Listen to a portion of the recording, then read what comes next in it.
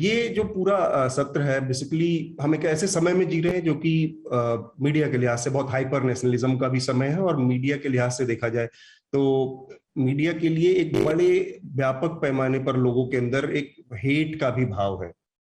तो मुझे अचानक से इस बातचीत के दौरान याद आया कि जवाहरलाल नेहरू का 1950 में एक एडिटर्स की कॉन्फ्रेंस थी, और वहां पर उनका एक कोट था मीडिया के फ्रीडम को लेकर, बहुत इंपॉर्टेंट वो कोट है कि मतलब मीडिया की आजादी का उन्होंने कहा, मैं उस हद तक पक्षधर हूं और हितैषी हूं जहां पर कि मुझे पता है कि बहुत सारे लोग इसका बेजा इस्तेमाल करेंगे, दुरुपयोग करेंगे इस आजादी का, लेकिन वो खतरा उठाते हुए भी मैं मीडिया को पूरी तरह से आजाद रखने का पक्षधर हूं, न कि इस पर किसी तरह का नियंत्रण या किसी तरह का कंट्रोल करने का।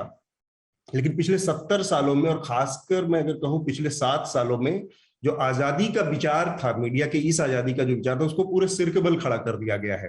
तो जो आजादी थी अब वो आत्मसमर्पण हो गई है, और जो सवाल पूछने की चीज थी, जो सवाल पूछने की जो मीडिया की प्रवृत्ति थी, उसको कानून के डंडे से निपटाने की मुकाम पर पहुंचा दिया गया है। वो कानून, जिन कानूनों को बनाया इसलिए गया था कि वो अपराधियों से, चोर चक्कों से, असामाजिक तत्वों से निपटने में इस्तेमाल होंगे, उनका इस्तेमाल अब पत्रकारों के खिलाफ, रिपोर्टर्स के खिलाफ सरकारें बहुत धड़ल्ले से कर रही हैं। मैं किसी आंकड़े में नहीं जाऊंगा क्योंकि इस तरह के तमाम आंकड़े और तमाम इस तरह की चीजें, इसीलिए ये जो पैनल है, ये 4 लोग हमारे साथ आज मौजूद हैं, ये किसी न किसी तरह से उस सरकार की वो जो वो रवैया है, जो कानून को हथियार बनाने की जो प्रवृत्ति है, उसके शिकार हैं। और ऐसे बड़ी आबादी है, बड़े पत्रकार हैं, बहुत सारी संख्या है। लेकिन हमारे साथ ये जो 4 लोग हैं, इनसे हम बातचीत करेंगे। उससे पहले जो हालात हैं, उसकी वानगी क्या है, उसके लिए मैं एक छोटी सी कहानी आप लोगों को सुनाना चाहता हूँ। एक बहुत रियल स्टोरी है एक जर्नलिस्ट की। धवल पटेल, जो कि अहमदाबाद में उनका एक वेब पोर्टल था, चलाते थे, फेस ऑफ नेशन नाम से वेबसाइट चलाते थे। और जब पहली वेव शुरू हुई, जब कोरोना की वेव शुरू हुई भारत में और पहला लॉकडाउन लगाया गया, तो आप लोगों को याद होगा गुजरात सरकार के कामकाज पर वहां के हाईकोर्ट ने बड़ी तल्ख टिप्पणियां की थी उसके मिसमैनेजमेंट के ऊपर। तो उसको ओवरऑल कवर करते हुए धवल पटेल ने अपनी वेबसाइट में एक आर्टिकल, एक लेख छापा था, जिसमें उन्होंने एक आकलन लगाया था कि जो स्थितियां हैं, इसमें नेतृत्व का परिवर्तन हो सकता है, मुख्यमंत्री को बदला जा सकता है गुजरात में। उस घटना के बाद उनके ऊपर सेडिशन के चार्ज लगाए गए, राजद्रोह का आरोप लगाया गया, मामला दर्ज हुआ। उनको मजबूर किया गया अनकंडीशनल अपॉलॉजी के लिए, बिना शर्त उनसे माफी मांगने को मजबूर किया गया। कोर्ट में, हाई कोर्ट में जाकर ये उनके सामने शर्त रखी गई, और धवल पटेल ने बिना शर्त माफी मांगी और उसके बाद अपना सारा कामकाज यहां से समेट कर भारत से निकल गए। मतलब आप कानून के उस हैरेसमेंट की स्थिति को समझिए कि एक पत्रकार को एक स्टोरी के लिए भारत से जाना पड़ा, और आज करीब 1 साल के बाद, 1 सवा साल के बाद, उनकी वो जो कहानी थी कि गुजरात में मुख्यमंत्री को बदला जाएगा मिसमैनेजमेंट के लिए कोविड के, वो बात सही साबित हो चुकी है।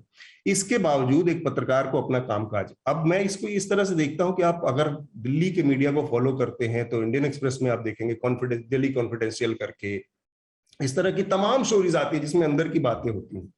तो क्या इन सब चीजों में कोई चीज सही साबित होती है, कोई चीज गलत साबित होती है? कुछ नहीं। लेकिन इसके लिए पत्रकारों को क्या सेडिशन, राजद्रोह के आरोप से गुजरना पड़ेगा? क्या उनके खिलाफ यूएपीए जैसे आरोप लगाए जाएंगे, या फिर उनके ऊपर तमाम जो क्रिमिनल कानून है वो उस तरह से डील किया जाएगा? पवन जायसवाल, जो मिड डे मील का मामला था, जो मिर्जापुर में उन्होंने मिड डे मील का एक मामला उजागर किया था कि किस तरह से कोरोना के टाइम पे बच्चों को नमक और रोटी दिया जा रहा था खाने के लिए, उस पत्रकार के खिलाफ ये केस दर्ज किया गया कि वो सरकार की छवि खराब कर रहा है, साजिशन ऐसा कर रहा है। और ये जो तर्क है कि किसी स्टोरी से सरकार की छवि खराब हो सकती है, या कोई कह सकता है कि मेरे खिलाफ साजिश है, ये तर्क क्या मीडिया के ऊपर लागू होता है?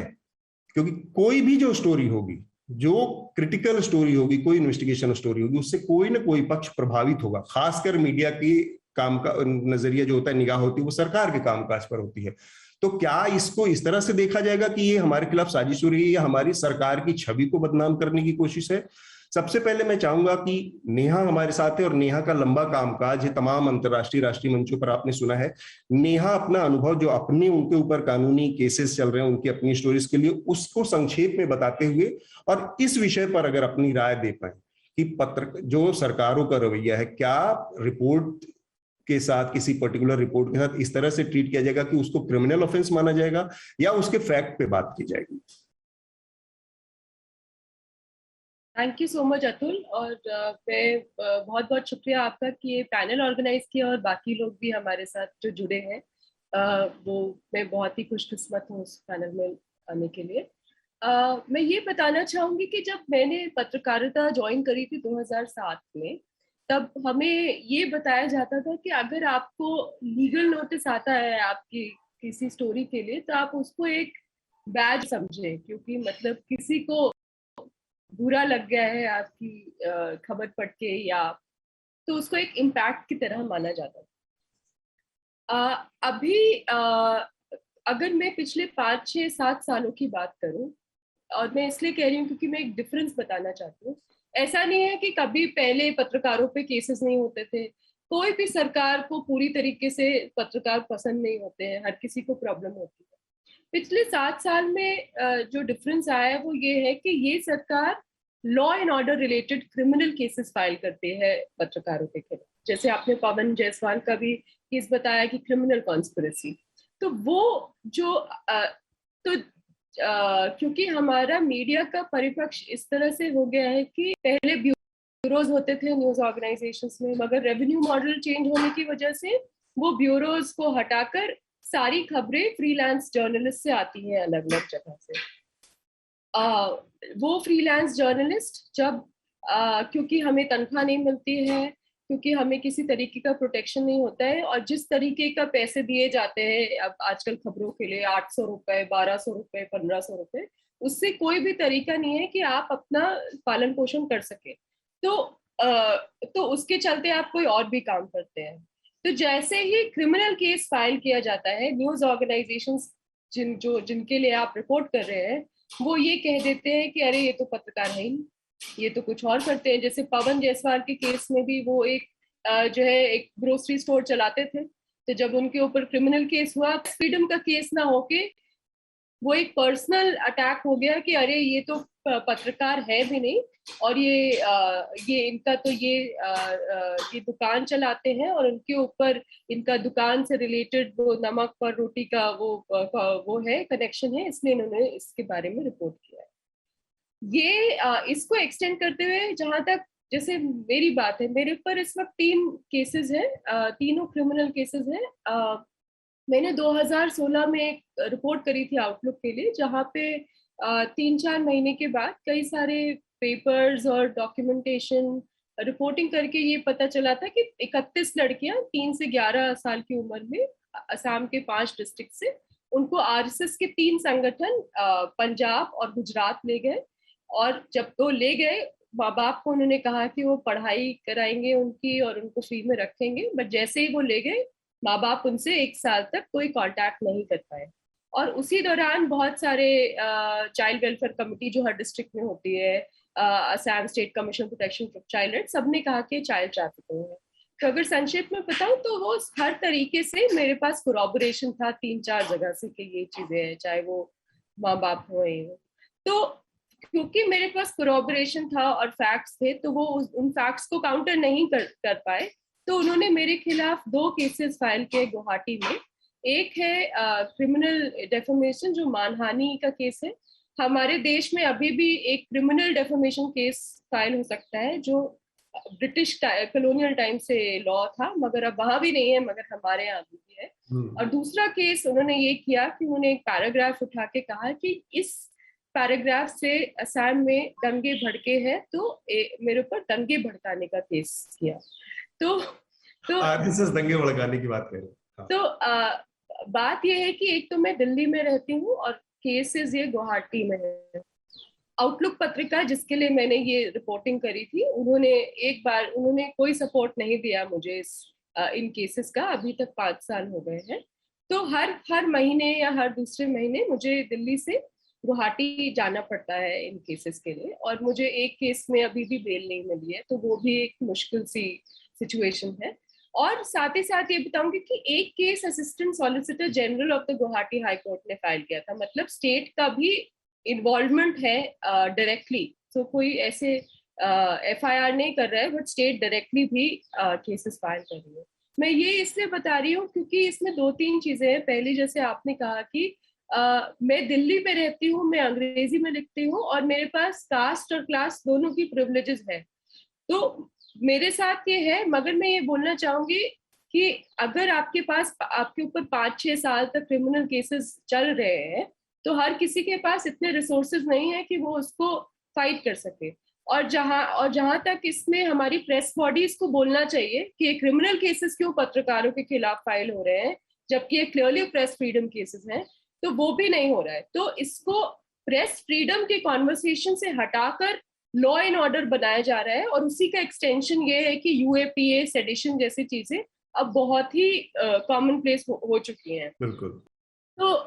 तो ये बात बहुत जरूरी है जानना कि अगर हम साथ में उठकर ये नहीं बोलेंगे कि प्रेस के खिलाफ आप क्रिमिनल केसेस क्यों इतनी मात्रा में फाइल हो रहे हैं। पिछले साल भी रिपोर्ट आई थी जहाँ पे 200 पत्रकारों पे जो है किसी तरीके के केसेस हुए थे, क्योंकि उन्होंने पैंडेमिक को कवर किया था, कोविड को कवर किया था।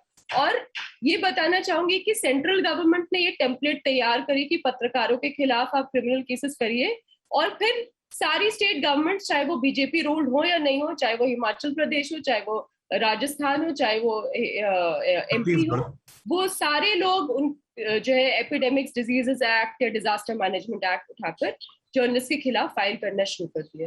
तो ये टेम्पलेट मुझे लगता है चैलेंज करने की जरूरत है। मैं यहाँ पे रुकूंगी और फिर मैं महत्वपूर्ण बात बताई नेहा आपने। यहाँ पर मैं धीरेन से जानना चाहूंगा। धीरेन मणिपुर में रहते हैं और उनका भी मामला बड़ा दिलचस्प है कि उनके ऊपर भी सेडिशन का चार्ज लगाया गया।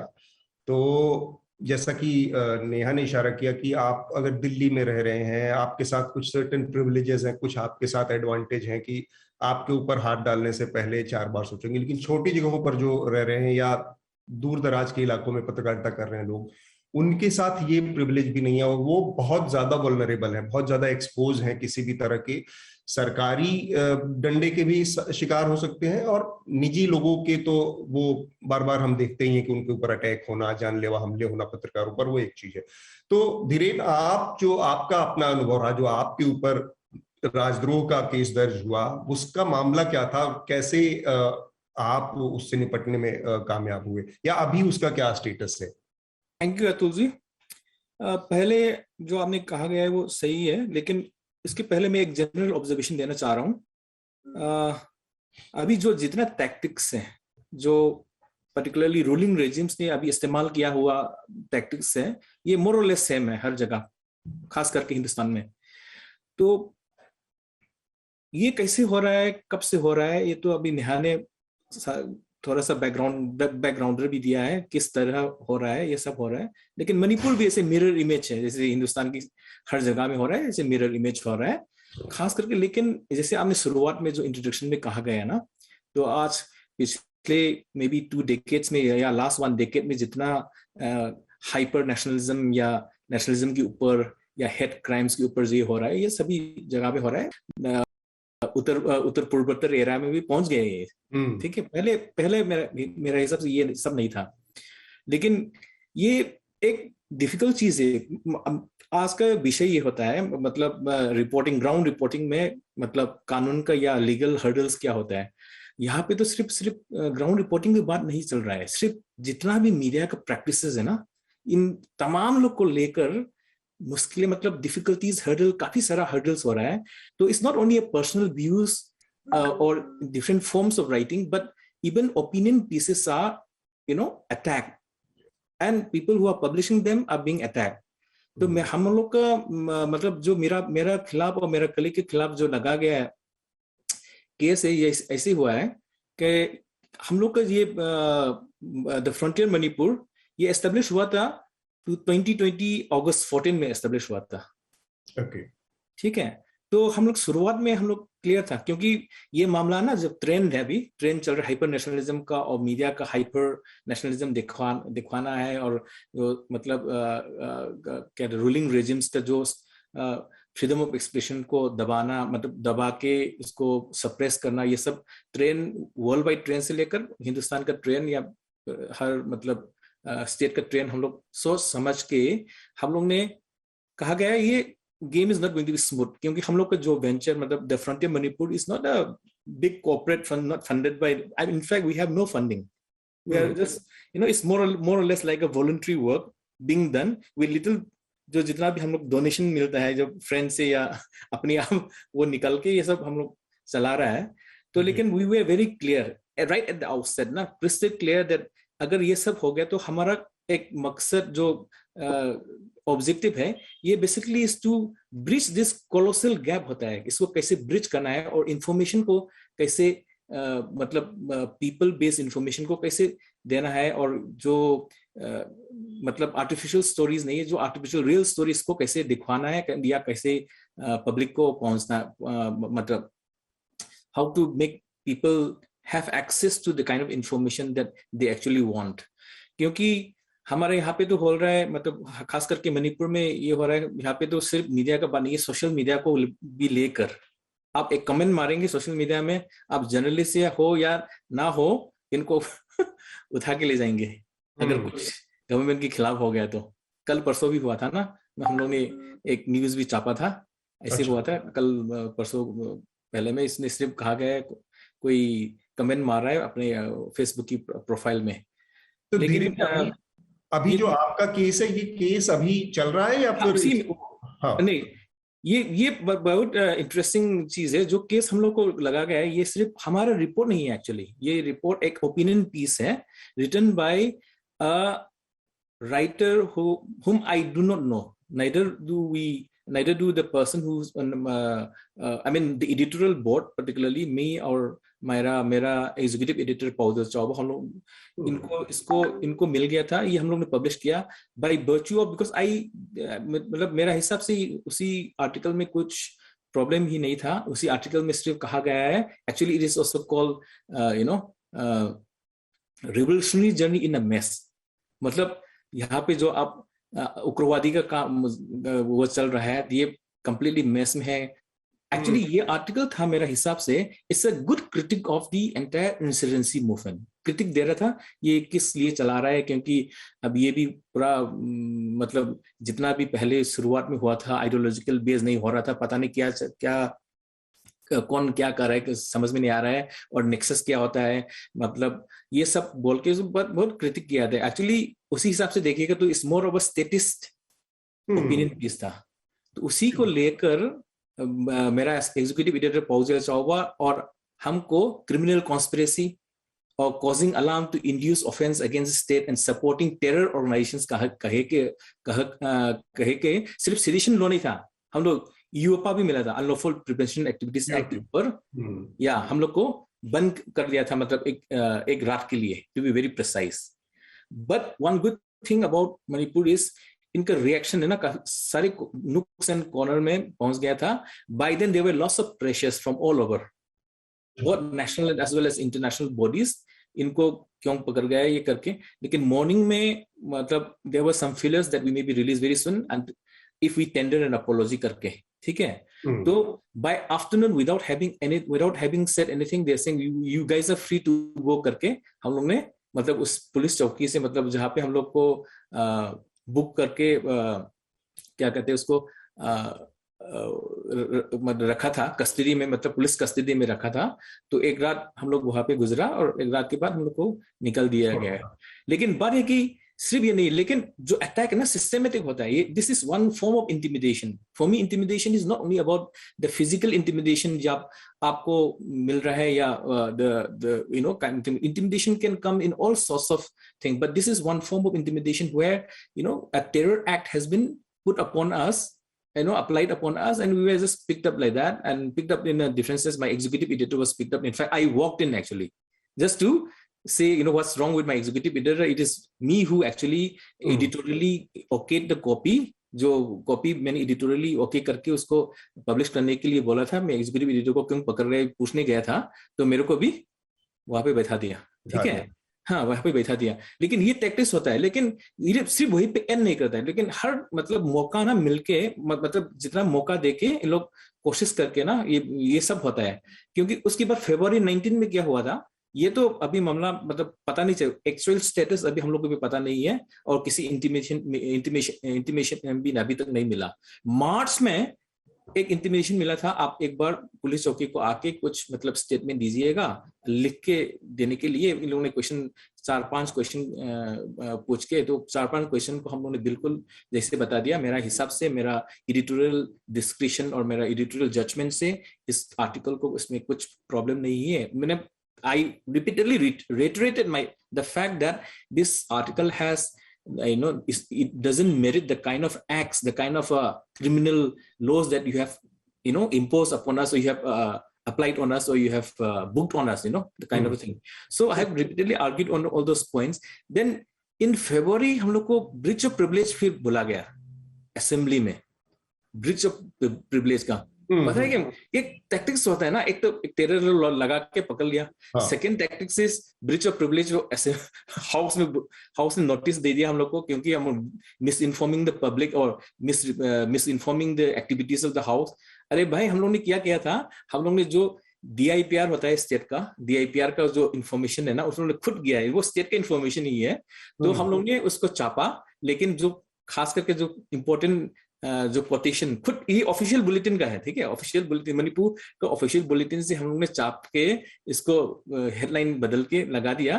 लेकिन उसके ऊपर भी हम लोग को नोटिस ये है कि उनको अगर परेशान करना है तो उनको सोर्स से मतलब नहीं है, वो किसी भी तरह से इंटिमिडेट कर सकते हैं। एग्जैक्टली ये असल में बहुत महत्वपूर्ण है। इस पूरे सेशन का मकसद यही है कि शायद हम इसमें किसी तरीके पर, इसके बचाव के, इससे बचने के तरीके पर का कोई जरिया ना निकाल पाए, लेकिन ये जानना बहुत जरूरी है कि अलग अलग हिस्सों में जर्नलिस्टों को किस किस तरह के थ्रेट सामने आ रहे हैं। आप लोगों ने देखा दिल्ली में 8-9 महीने से किसानों का आंदोलन चल रहा है, और वो आंदोलन जो कवर कर रहे थे हमारे साथ मनदीप पुनिया है, और मैं इसके बाद आखिरी में जो न्यूज लॉन्ड्री का हमारा एक व्यक्तिगत एक्सपीरियंस है, अनुभव है, प्रतीक गोयल, प्रतीक भी है हमारे साथ। मनदीप किसानों का आंदोलन कवर कर रहे थे। किसानों का आंदोलन एक बड़ा आंदोलन है जो कि जिसने एक अलग किस्म का वो पैदा किया पूरे देश में कि भाई जो सरकार है और सरकारें जो कानून बनाती हैं, उन कानूनों के खिलाफ भी लोग खड़े हो सकते हैं और अपना आंदोलन कर सकते हैं। वो आंदोलन को रिपोर्ट करना, कवर करना बड़े पैमाने पर आपने देखा, जैसे मैंने कहा कि बड़ा जो मिनिस्ट्री मीडिया का हिस्सा है वो आत्मसमर्पण कर चुका है। उसकी जो कवरेज का तरीका था वो ये था कि ये खालिस्तानियों का आंदोलन है, ये पाकिस्तानियों का आंदोलन है, और इसको बाहर से लोग फ्यूल कर रहे हैं, और ये सब देशद्रोही, ये सब कह के। तो उस आंदोलन को अलग नजरिए से, किसानों के आंदोलन के नजरिए से दिखाने का प्रयास जब हो रहा था, कर रहे थे, उसमें मनदीप पुनिया का नाम था। मनदीप ने उस समय बहुत सारा किया, और आप लोगों के सामने मनदीप की पूरी कहानी आई कि किस तरह से उनको पुलिस ने मारपीट करके उठा के लेके गई। तमाम लोगों की भीड़ से आयोजन, धरना जहां पे चल रहा था स्थल से, वहां से उठाकर ले गई, और वीडियो उसके सामने आए मारपीट के। और फिर बाद में ये हालत रही कि पूरी रात ना उनके परिवार को पता चला, ना मीडिया के किसी साथी को पता चला कि कहाँ है, कहाँ रखा गया। तो पुलिस का ये रवैया दिल्ली राजधानी में, देश की राजधानी में था कि वो ना तो किसी को बताने की जरूरत समझती है कि वो किसी पत्रकार को उठा के ले जा रही है, तो कैसे, क्यों उठा कर ले जा रही है, कैसे ले जा रही है, क्या उसने कोई नोटिस दिया था, क्या उसके पास कोई वारंट था। तो ये जो तरीका है, मैं चाहूंगा कि वो अनुभव जो है, मनदीप अगर संक्षेप में थोड़ा सा आप अपने अनुभव को बताएं, और अभी क्या स्थिति है उस केस की, उसकी वजह से आपकी अपनी जो पत्रकारिता की जीवन शैली है, जो लाइफस्टाइल थी, जो कामकाज आपका रोजमर्रा का था, वो प्रभावित कैसे हुआ, वो कैसे उस पर असर पड़ रहा है? शुक्रिया अतुल। मैं अपनी बातचीत शुरू करूंगा जो पंजाब से जो किसान आंदोलन चला था, उसमें हरियाणा और बाद में हमने देखा कि नॉर्थ इंडिया के बहुत सारे किसान इसमें जुड़े। तो पहला क्या होता है कि पंजाब और हरियाणा का अगर आप देखेंगे तो पंजाब में पर्टिकुलरली जब पत्रकार फेडरल इश्यूज की पहले बात करते थे तो उनको बुक कर लिया जाता था, उनको NIA के नोटिस दिए जाते थे। इस किसान आंदोलन में जब पंजाब के पत्रकारों ने रिपोर्टिंग शुरू की तो 3 पत्रकारों को NIA के नोटिस गए, और उसी कड़ी में अगर हम देखें तो मैं सिंगू बॉर्डर से रिपोर्ट कर रहा था, तो 29 जनवरी को यहाँ पर पथराव करते हैं बीजेपी से जुड़े हुए कुछ लोग, तो चूंकि मैं दिल्ली और दिल्ली देहात को मैं थोड़ा ठीक से जानता हूँ, दिल्ली देहात में से जुड़ा हुआ हूँ, इसकी राजनीति को मैं पकड़ता हूँ, तो दिल्ली देहात के कुछ लोग थे जो बीजेपी के ऑफिस बियरर थे, उनको मैंने पहचान लिया और उनकी मैंने आइडेंटिटी रिवील की और उसके ऊपर मैं 30 तारीख को दिल्ली पुलिस के जो अधिकारी थे उनसे उनकी बाइट भी ले रहा था। इवन जिस 30 जनवरी की रात को मुझे उठाया गया था, उसके कुछ घंटे पहले ही जो वहां पर ड्यूटी ऑफिसर थे उनकी मैंने बाइट ली थी अपनी स्टोरी के लिए कि आप बताएंगे कि जो पथराव करने आए थे किसानों के ऊपर, उनके ऊपर कार्रवाई क्या की गई है, कहाँ है, क्या आप लोगों ने उनके ऊपर कोई रिपोर्ट दर्ज की है, इस तरीके की मैं उनसे बाइट भी ली थी। लेकिन 30 तारीख की रात को मुझे वहां से उठा लिया गया और एक हिसाब से उठाया गया तो बहुत बुरी तरीके से उन्होंने लाठीचार्ज किया। मैं सच में मैं भूल चुका था कि क्या हो रहा है मेरे साथ, क्योंकि बहुत ज्यादा लाठियां पड़ रही थी। उसके बाद एक पुरानी बिल्डिंग में लेके गए वजीराबाद के पास, तो वहां पर भी उन्होंने फिजिकल टॉर्चर किए, मेरे लेफ्ट लेग को अलग करके उस लेफ्ट लेग के ऊपर लाठियां बरसाई। और अगर शब्दावली की बात करें, क्योंकि फिजिकल हार्म से ज्यादा मुझे उनकी शब्दावली खतरनाक लग रही थी, जिस तरीके से वो बात कर रहे थे। वो बात कर रहे थे कि तने बनाओगे पत्रकार, तेरे जैसे पत्रकार बहुत रगड़े हैं, मतलब वो इस तरीके से बात कर रहे थे जैसे पत्रकार कोई रगड़ने की चीज है, चटनी टाइप। तो वो मुझे ज्यादा डरावनी लग रही थी बजाय कि जो फिजिकल असोल्ट वो मेरे ऊपर कर रहे थे। तो वो शब्दावली से मैं खासा डरा हुआ था, और मतलब जिस हिसाब का वो अपनी बातों से मेंटल टॉर्चर दे रहे थे वो ज्यादा खतरनाक था मेरे लिए। उसके बाद उन्होंने मेरे कपड़े उतरवा दिए और ठंड में पंखा चला दिया। 30 जनवरी काफी ठंडी रात थी वो, मुझे ध्यान है। तो पूरी रात मैं वहां पर रहा। उसके बाद मेरा मेडिकल करवाया उन्होंने, सुबह करवाया 2 बजे के आसपास, और फिर उन्होंने 3 बजे मुझे स्पेशल सेल में भेज दिया। इस दौरान मैं लगातार उनको कह रहा था कि मुझे अपनी वाइफ से बात करनी है, अपने एडिटर से बात करनी है। तो उन्होंने कहा कि अब तो बेटा तिहाड़ जेल में ही जाके करिए। तो मैं इस बार बार ये जो उनकी लैंग्वेज है उसलिए बता रहा हूँ कि वो ज्यादा मुझे बहुत ज्यादा हॉन्ट कर रही थी, बहुत डरा रही थी। जिस तरीके से बोला तेरे जैसे पत्रकार बहुत रगड़े हैं, अब तिहाड़ से ही अपने घर वालों से बात करिए, अपने एडिटर का तिहाड़ से ही बात करिए, तिहाड़ से करिए पत्रकारिता। तो वो बार बार वो चीज कर रहे थे। मतलब जब मुझे अगले दिन जब मेरी बेल रिजेक्ट करके मुझे तिहाड़ जेल में भेजा गया, तो उस टाइम पे भी मतलब वहां पर 1-2 लोग आते हैं पुलिस वाले मेरे आईओ के अलावा, वो मेरे को मतलब बहुत सरकास्टिकली बोल रहे थे कि अब तो बेटा जा तिहाड़ तक करिए पत्रकारिता, तेरे जैसे पत्रकार बहुत देखे हमने, कर दिया होगा ना इलाज तेरा। तो वो शब्दावली थी। तो मतलब कानून की, राजनेताओं की बात होती है, साथ में हम पुलिसिंग की बात नहीं कर पाते हैं कि पुलिस कैसे पत्रकारों के साथ बिहेव करती है, उसकी भी बात होनी चाहिए। क्योंकि हमने देखा कि जब ये किसान आंदोलन चल रहा था तो जो पत्रकार दिल्ली से जाते थे उनको आई कार्ड दिखाने के बावजूद भी 26 जनवरी के बाद उनको रोक दिया जाता था। वो 15-15 किलोमीटर पैदल घूम के खेतों से वो प्रोटेस्ट साइट पे कवर करने जा रहे थे। एडीटीवी के सौरभ थे, न्यूज लॉन्ड्री से बसंत और निधि थी, ये पूरा इनको एक्सेस भी 2-3 दिन इनको रोका गया, आई कार्ड दिखाने के बावजूद भी इनको प्रोटेस्ट साइट पे नहीं जाने दिया गया। तो ये सब उस टाइम पे हो रहा था। तो पुलिसिंग के ऊपर बात नहीं हो पाती कि पुलिस कैसे बिहेव करती है पत्रकारों के साथ। आपने आकाश में भी देखा कि पुलिस जिस तरीके से बिहेव कर रही थी पत्रकारों के साथ। तो और खासकर इस तरीके के जब मौके होते हैं तो पुलिस पत्रकारों के कैमरे तोड़ने से बाज नहीं आती, उनके ऊपर शारीरिक अटैक करने से बाज नहीं आती, उनके डाटा डिलीट करना, ये सब करने से बिल्कुल भी बाज नहीं आती। तो अभी जो चल रहा है, मैं मनदीप वो जानना चाह रहा हूँ, अभी उस केस की वजह का क्या स्टेटस है? उस केस की वजह से आपका कामकाज किस तरह से प्रभावित हो रहा है? थोड़ा सा उस पर अगर आप बात करें। केस में अभी उन्होंने चार्जशीट फाइल नहीं की है और मैं बेल पे हूँ बाहर, और अभी कामकाज मेरा शुरू के कुछ महीने प्रभावित रहा। अभी मैंने उस चीज से सीख लिया, लेकिन जब भी कोई रिपोर्ट लिखते हैं, कुछ करते हैं, तो उसमें यही होता है कि खामखा एक एक चीज का ध्यान रखना पड़ता है। अगर कुछ भी हमें लगता है कि इससे कुछ दिक्कत हो सकती है तो रोक लेते हैं। मैंने अभी अपनी 4 रिपोर्टें जो पिछले 5-6 महीनों में लग के की थी वो रोक रखी है, मैंने कहीं पे भी नहीं भेजी है। वो बस यही थोड़ा डर लगता रहता है। अभी पीछे भी एक बीजेपी के एक प्रवक्ता ने मेरे खिलाफ सिखों को और किसानों को भड़काने की शिकायत दे दी थी, तो उसमें हालांकि कोई एफआईआर वगैरह दर्ज नहीं हुई, लेकिन एक शिकायत दी थी और उस शिकायत की के ऊपर ही पुलिस थाने वालों ने पुलिस वालों ने मुझे फोन किया था, तो उसने इतना कहा था कि आपके खिलाफ ये शिकायत आई है दिल्ली के बीजेपी के प्रवक्ता की तरफ से, लेकिन अभी हम कोई कार्रवाई नहीं कर रहे हैं। तो इस तरीके से चीजें चल रही हैं, तो थोड़ा डर तो रहता ही है अभी कुछ बोलने का। तो ये क्योंकि नेहा हमारे साथ है, नेहा, ये एक तरह की वो जो सोच थी, जो टैक्टिक्स थी कि किसी तरह से डरा देना है, जैसा कि मनदीप की बातचीत से सामने आया कि इस चक्कर में अब वो बहुत ज्यादा कॉन्शियस हो गए हैं, सबकॉन्शियस में उनके चलता रहता है कि इसकी वजह से भी हो सकता है। ये डर ही पैदा करना मेरे ख्याल से उनकी सबसे बड़ी सफलता है, पुलिस की या प्रशासन की जो भी है। आप अगर कुछ छोटी सी इस पर टिप्पणी करना चाहें, उसके बाद मैं एक सक्सेस स्टोरी की तरफ जाना चाहता हूं जो कि प्रतीक की कहानी है, वो भी हम जानना उसके भी तमाम पहलुओं पर बात करेंगे। नेहा, ये बिल्कुल सही कह रहे हैं मनदीप कि ये एक तरीके की सेल्फ सेंसरशिप बिठा देने वाली बात है, और इसमें हमें ये भी देखना पड़ेगा अतुल कि ये जब भी हम मीडिया की बात करते हैं तो हमें कास्ट, क्लास, जेंडर की हायरार्की को भी समझना पड़ेगा। तो जैसे मैंने आपको बोला कि मतलब हम बहुत बोलते हैं ना कि प्रेस फ्रीडम होनी चाहिए, मीडिया को जो है निडर होना चाहिए। अगर पत्रकारों पे इस तरीके के केसेस बार बार हो रहे हैं, तो और जैसे अभी मेरे पर तीसरा केस भिवानी में फाइल हुआ है हरियाणा में, वो भी क्रिमिनल डेफेमेशन केस है।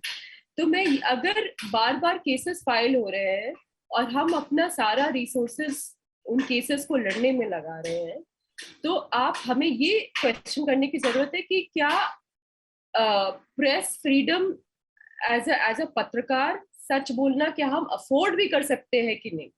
सबसे फंडामेंटल सवाल ये है कि क्या हम ऐसा फाउंडेशन बना रहे हैं जहाँ पे हम कुछ सच बोल सकते हैं कि नहीं। और वही बात यहाँ पे दोबारा आ जाती है कि जो इंसान जिसको तनख्वाह भी नहीं मिल रही है, किसी तरीके की सिक्योरिटी नहीं मिल रही है, लीगल एड नहीं मिल रही है अपनी ऑर्गेनाइजेशन से, वो कितनी बार जो है इस तरीके के जो है सच की लड़ाई में अपने आप को आगे रखते रहेगा।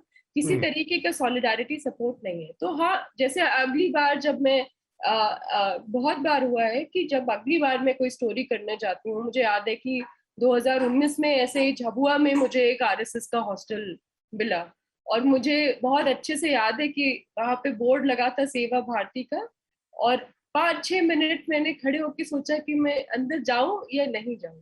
तो ये तरीके की चीजें आती, ये मेरे ख्याल से वही चीज है जो इंस्टिल करना चाहते हैं वो आपके अंदर, कि आप एक बार वो सोचे 4 बार और फिर अपनी स्टोरी को उसके हिसाब से आप बाय डिफॉल्ट एडिट कर दे। मैं इसको आगे बढ़ाऊं उससे पहले एक छोटी सी बात, अपने जो हमारे दर्शक जुड़े हैं हमारे साथ उनके लिए, आप अपने सवाल पूछ सकते हैं हमसे www.themediarumble.com/live के ऊपर जाकर आप अपने सवाल लिखें और अपना नाम और किससे आपका सवाल है ये भी लिखें। तो अगले 5-7 मिनट के बाद हम आपके सवाल लेना शुरू करेंगे। लेकिन प्रतीक, आपकी कहानी जो है वो मैं जानना चाहता हूँ। न्यूज लॉन्ड्री के लिए प्रतीक काम कर रहे हैं लंबे समय से, और उनकी एक स्टोरी के लिए FIR उनके ऊपर दर्ज हुई और एक डेफेमेशन केस दर्ज हुआ। तो वो जो पूरा मामला था प्रतीक, उसमें जो हमारे दर्शकों के लिए मैं बता दूं कि हमने कोर्ट में लड़ाई लड़ी और उस FIR को क्वैश भी करवाया।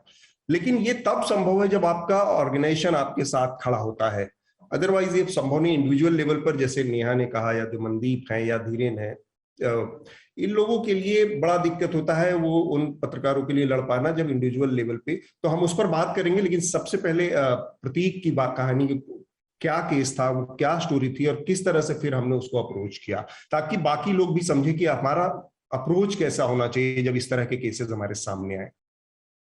सबसे पहले मैं एक्चुअली मनदीप को बोलना चाहता हूँ कि बहुत सॉलिड रिपोर्टिंग करते हो और इतने एडवर्स कंडीशंस में भी आप इस तरीके का जर्नलिज्म कर रहे हैं, तो बहुत बहुत बधाई है उसके लिए। दूसरा, मेरे केस की बात ये कि ये जब हुआ था तो ये ले ऑफ से रिलेटेड स्टोरीज थी दो। एक मार्च में एक सकाल करके यहाँ पे एक मीडिया ग्रुप है जो काफी पावरफुल, काफी इन्फ्लुएंशियल है, और डायरेक्टली शरद पवार फैमिली से उनका कॉन्टैक्ट है, मतलब उनके बड़े भाई इसी उसको रन करते हैं, उनका नेफ्यू रन करते हैं बेसिकली। तो काफी इन्फ्लुएंशियल ग्रुप है। तो एक स्टोरी ले ऑफ को लेके की थी, और उस वक्त महाराष्ट्र गवर्नमेंट ने एक डायरेक्टिव इशू किया था कि एम्प्लॉयज को ना निकालें अभी, कोरोना का जब ये दौर शुरू ही हुआ था। तो उस वक्त उन्होंने 15 लोग को मतलब जबरदस्ती रिजाइन करवाने के हिसाब से उनको करवाया। हमने एक स्टोरी करी और विद प्रॉपर फैक्ट्स के साथ सब कुछ एविडेंस मतलब स्टैब्लिश कर सकते थे पूरी तरीके से।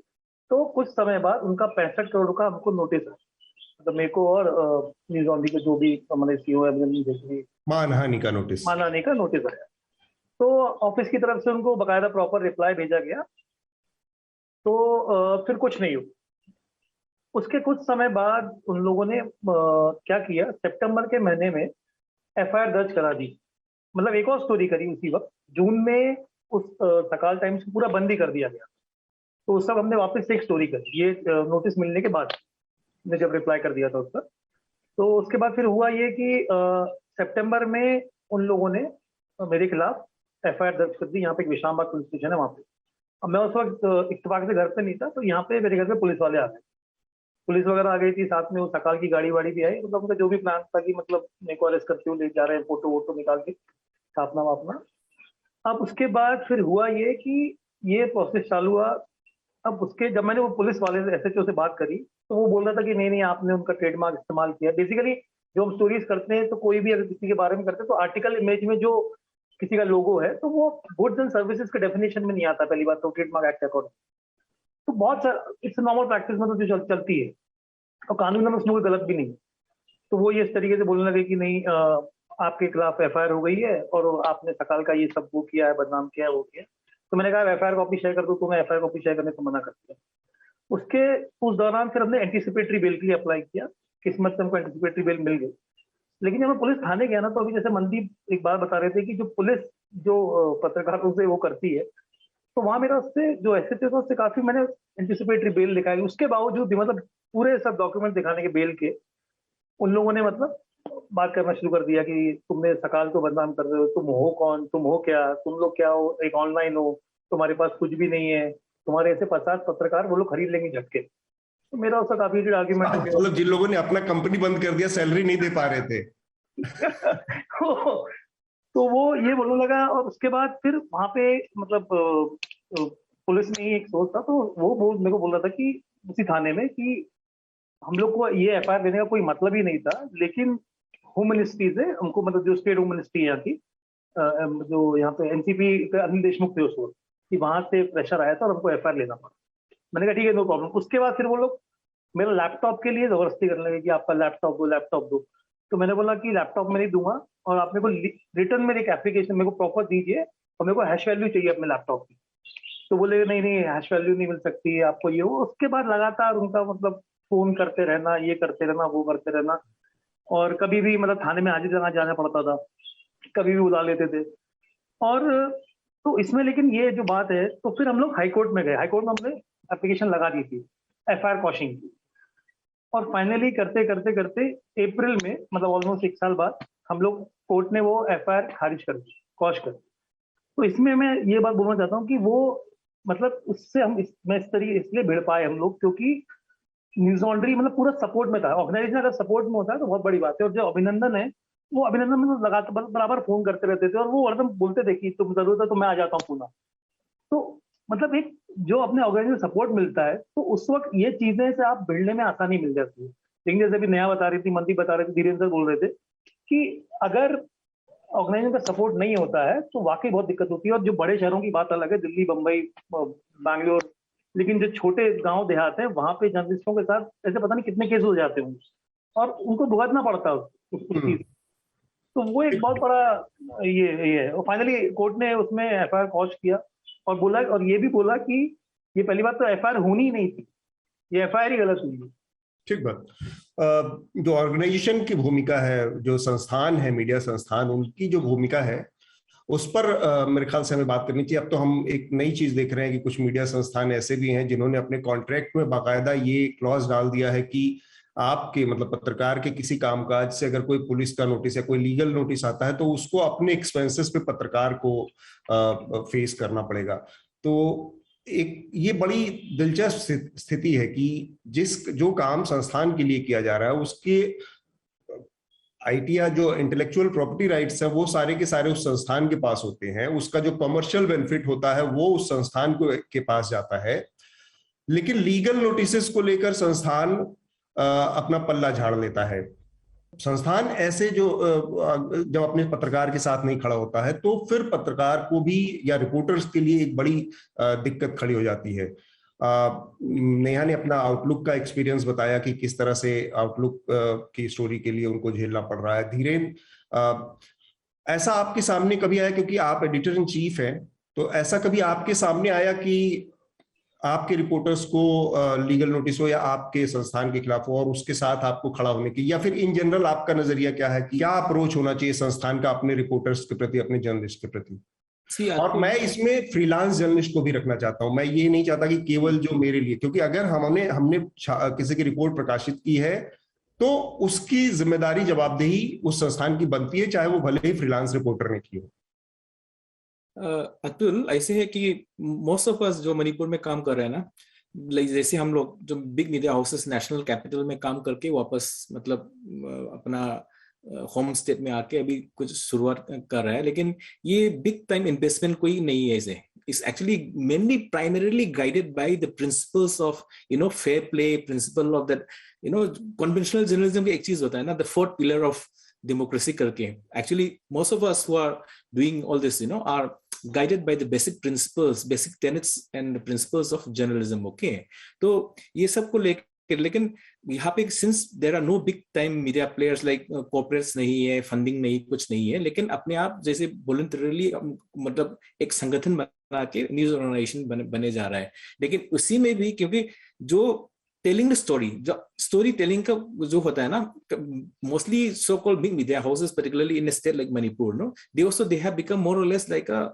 statist media, statist media मतलब there is hardly any difference according to my own assessment, अपने विचार से hardly there are any differences, क्योंकि they become regular stories, so people are not getting the kind of information that they should be getting। okay, so but the moment the government realizes that we are doing something which is little different, particularly while dealing with information ना, तो उसी में क्या कर जाता है, हर तरह का टैक्टिक्स यूज करके जो कर रहा है, इसी में क्या करता है, हमारा एक वांगखेमचा ये है हमारा एसोसिएट एडिटर है, इनको भी पकड़ गया, लेकिन ये सिर्फ फेसबुक कमेंट के लिए है, not for articles ever written on the thing, because they have no other option, because the way we publish our stories, if you any legal, particularly from the legal fraternity and otherwise social commentators and sociologists or analysts would say that these articles are actually good, but only thing is they also expose the truth of what actually is going on, so since the government, or since the what do you call the regime, political regime doesn't have any other ways to shut us down, because we are not guided by that corporate funds or corporate money or some big funding from there, so we fight our own cases, because my colleagues, there's he was booked under NSA, but eventually he came out. He spent 3 months in the jail just because of a Facebook comment and all that. But most importantly, because I think something new has been played out here, okay, in a small state like Manipur. अगर आपको याद करेगा तो एक मार्च 1 में 2021 में, ठीक है, the Frontier Manipur was the first ever digital news media where we got a notice from the state government, not from the union government, okay, from the state government, saying that we'll be we have to explain certain things to the state government based on the new IT Act, intermediary guidelines and digital media ethics. We became the first ever in the entire country, okay. So while we were trying to, kind of consult some of our legal advisors, thankfully, the central government, for whatever reasons best known to them, okay, so they came in, they stepped in and said that, okay, this IT Act, new IT Act, 2021, which was actually announced, the center announced it on 25th February, okay.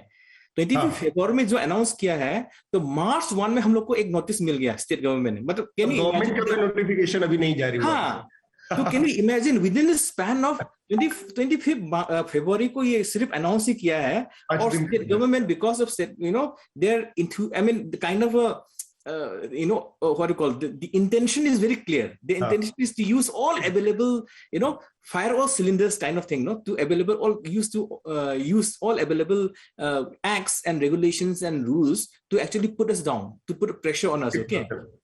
तो they give this notice to us, but thankfully Shastri Bhawan ने इन लोगों को लिखा गया है, ये state की mandate नहीं है भाई, अभी नहीं ये है, यूनियन गवर्नमेंट का मैंडेट है ये करके. So what we are trying to see is we have been the only one who have been facing the brunt of entire gamut of starting from terror laws to NSA, sedition, within the span of 1 year, but प्रतीक 1 साल के अंदर ही ये सब मिला हुआ है.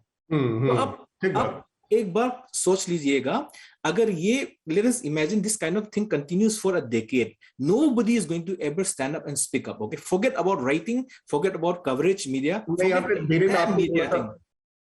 थोड़ा सा आपको रोकना चाह रहा हूँ क्योंकि समय अब हमारे पास बहुत कम है. एक आखिरी इस सवाल का एक और पहलू है जो मैं चाह रहा हूँ कि इस पर भी हम बात करें. नेहा, अच्छा होता कि हमारे पास इस पैनल में कोई लीगल एक्सपर्ट या वकील या इस तरह के लोग होते जो बताते कि जब अपनी स्टोरी आप करें या रिपोर्टर्स जो हमारे हैं, नए रिपोर्टर्स जो आ रहे हैं, वो स्टोरी करें तो उसको लीगली वेट कैसे करना, किन किन चीजों का कानूनी तौर पर ध्यान रखना. एडिटोरियली तो एडिटर्स करते ही हैं, उसको अलग अलग फिल्टर्स होते हैं एडिटोरियल लेवल पे.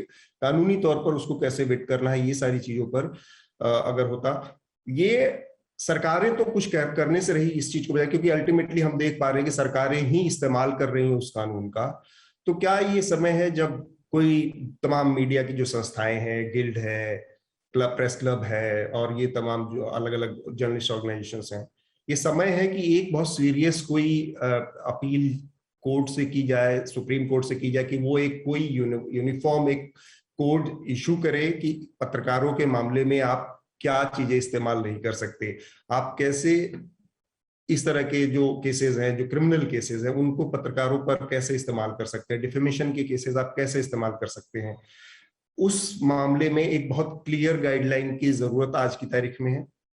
नेहा, अतुल, मैं इन सब इतनी जो डिप्रेसिंग बातें हैं उसमें एक बात ये बोलना चाहूंगी कि क्योंकि हमारे सारे पत्रकार अपनी रिपोर्टिंग कर रहे हैं तो फैक्ट्स को कोई क्वेश्चन नहीं कर पा रहे हैं, इसीलिए ये law and order related cases हो रहे हैं. तो इसका मतलब ये है कि इन सब के बावजूद जो है सॉलिड रिपोर्टिंग आ रही है, ये बात रखना हमें बहुत जरूरी है. जहां तक हमारी प्रेस बॉडीज की बात है, मुझे ये भी लगता है कि जैसे अब जो भी press body Delhi based press body है, उसे जैसे वो प्रेस बॉडी ऑफ इंडिया नहीं कहलानी चाहिए, वो प्रेस बॉडी ऑफ दिल्ली कहलानी चाहिए, क्योंकि असलियत तो यही है. हम बहुत टाइम से प्रेस फ्रीडम एक्ट की बात कर रहे हैं. ये बहुत सारे देशों में एक अलग से एक प्रेस फ्रीडम एक्ट है जिसके तहत बहुत सारी चीजें हैं जो आप पत्रकारों के खिलाफ नहीं इस्तेमाल कर सकते, चाहे सोर्स को प्रोटेक्ट करना या हम जो जिस तरीके के इस तरीके के सीरियस केसेस लगाए जा रहे हैं उसके बारे में बहुत टाइम से बात चल रही है. मगर और ये सिर्फ इस सरकार की बात नहीं है, पहले भी चल रही है. तो मुझे ये भी लगता है कि कोई भी सरकार अगर सीरियस है इसको बचाने के लिए तो उनको प्रेस फ्रीडम एक्ट एक अलग से लाना पड़ेगा. और साथ ही साथ हमें ये भी करना पड़ेगा कि हमारे, क्योंकि अक्सर क्या होता है कि जो जब कोई बहुत बड़ा केस होता है या कोई दिल्ली वाला कोई पत्रकार होता है तो उसके लिए लड़ाई वड़ाई प्रेशर डाल के कोई स्टेटमेंट डाल दिया जाता है, वो भी अब होने लग गया है, पहले नहीं होता था. हमें अपने जो अलग अलग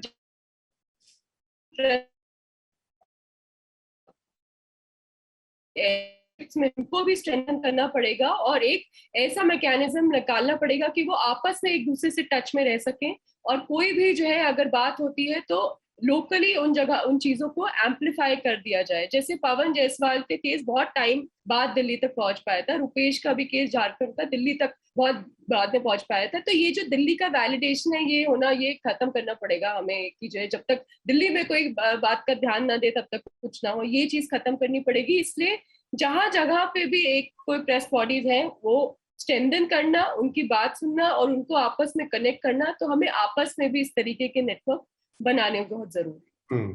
संस्थानों की भूमिका पर हमने धीरेन्द्र ने काफी डिटेल में बताया.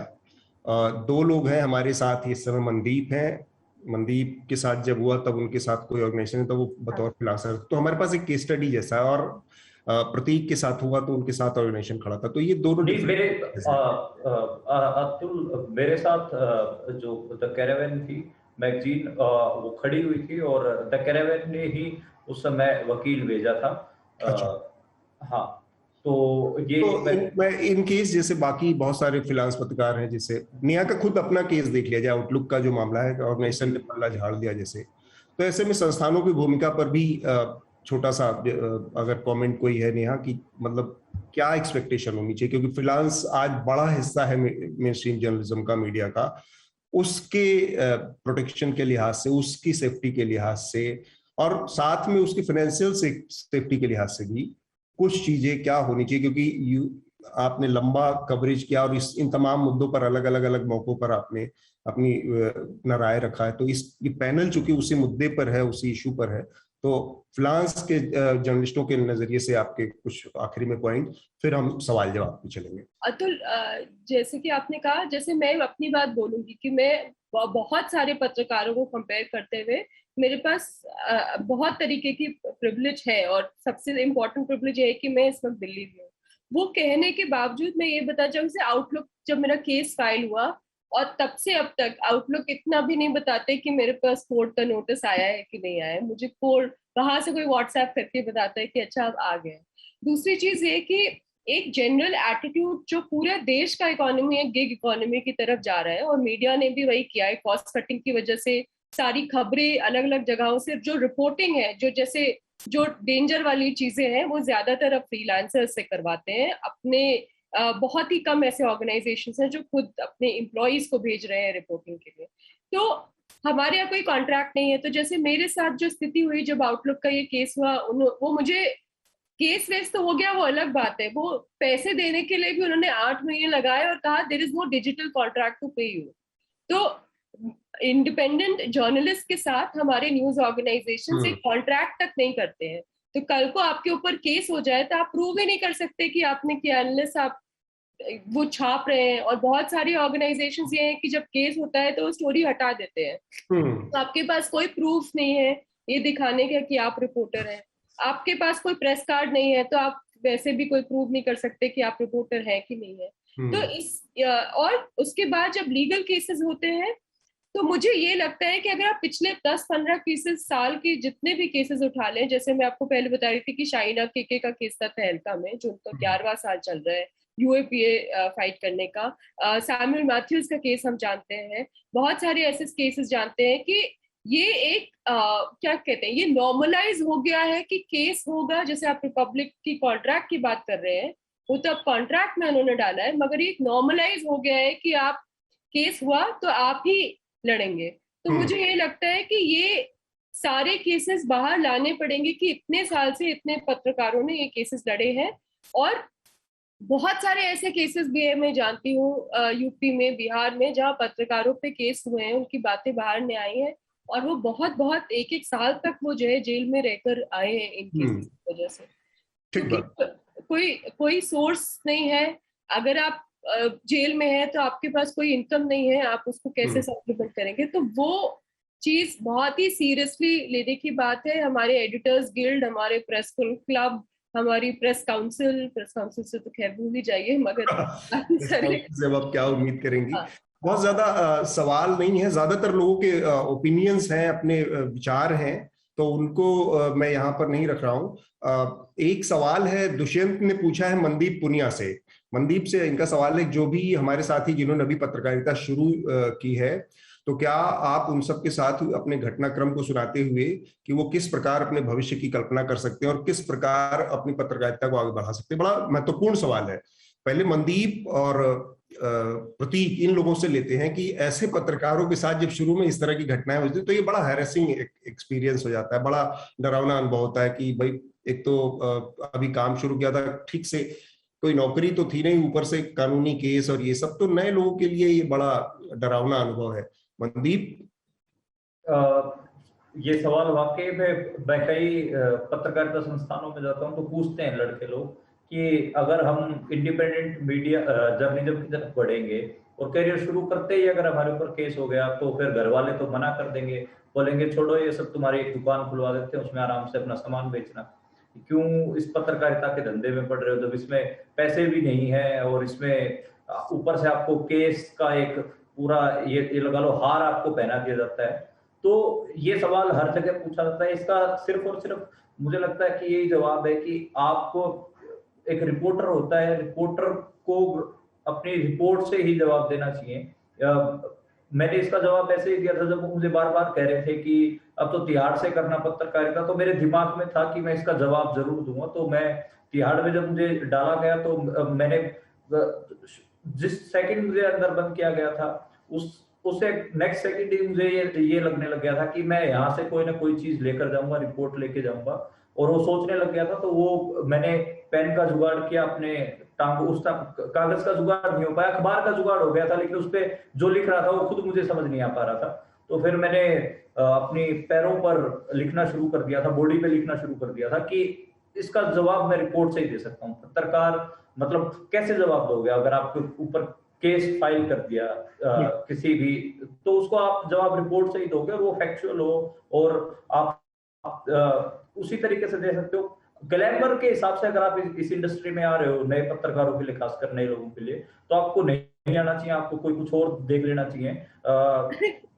हाँ, कुछ सच में एक चक्कर ये भी है कि जो टीवी खबरें, टीवी में जो पत्रकार हुए, जैसे अब जी मैं नाम लेकर बोलना चाहूंगा, इंडिया टुडे नया चैनल शुरू करा है, उसके आप गुड न्यूज टुडे करके है, उसके आप रिपोर्टिंग देखो, उसका वो देखो, ऐसा लगता है जैसे धारावाहिक चल रहा है कोई।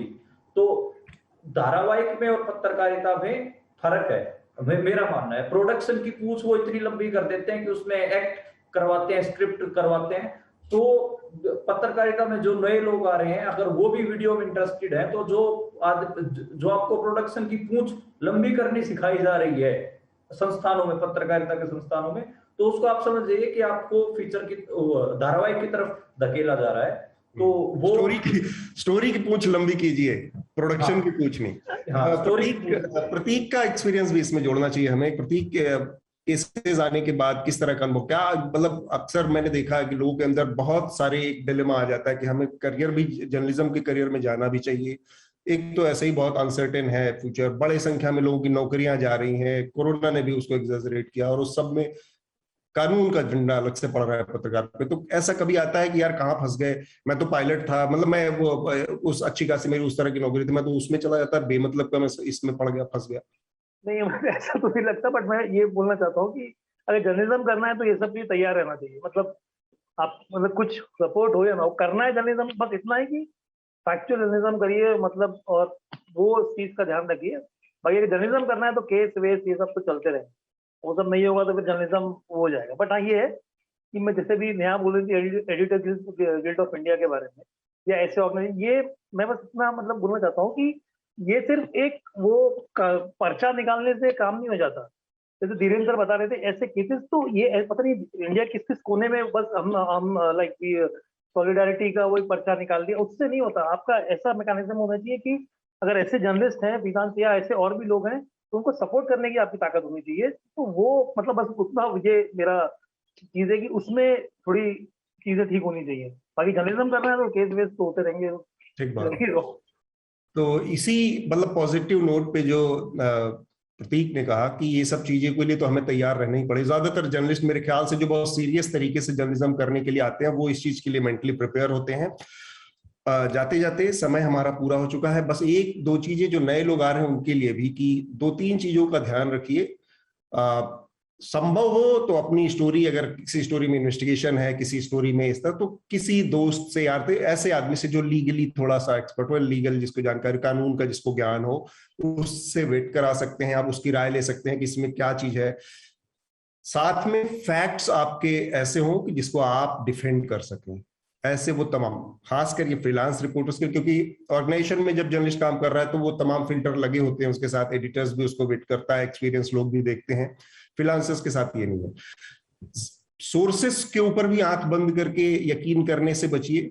कई बार क्या होता है कि आप एक ही किसी सोर्स पर रिलाई करते हैं और वो कोई अपना हिडन मोटिव के साथ उसको फीड कर रहा होता है, तो उस पर तो पक्ष जो होते हैं हर स्टोरी के 2, 3, 4, 5 जितने पक्ष होते हैं, उन सब पक्ष से बहुत एक्सटेंसिव बातचीत कीजिए, सबके इनपुट्स लीजिए, तब जाके अपने दिमाग से तय कीजिए कि वास्तव में ये स्टोरी कहाँ खड़ी होती है, इसमें वास्तव में कौन प्ले कर रहा है, क्या कितना सच है कितना झूठ है। स्टोरी को इस तरह से अलग अलग पैरामीटर्स बनाइए, तब जाकर उसको अप्रोच कीजिए। और समस्याएं जो है वो केवल पत्रकारिता में नहीं, आप किसी भी फील्ड में चले जाएं वहां पर वो अलग अलग रूप में आएंगी, उसका कैरेक्टर अलग होगा, उसका नेचर अलग होगा। तो इसलिए पत्रकारिता में अच्छी नीयत से आने वालों को नहीं पीछे हटना चाहिए। आप सब लोगों का बहुत बहुत शुक्रिया, नेहा, धीरेन, मनदीप, प्रतीक, बहुत बहुत शुक्रिया इस सेशन में भाग लेने के लिए, और हमारे तमाम जो दर्शक हमारे साथ जुड़े जिन्होंने सवाल पूछे वो सब लोगों को भी बहुत बहुत शुक्रिया।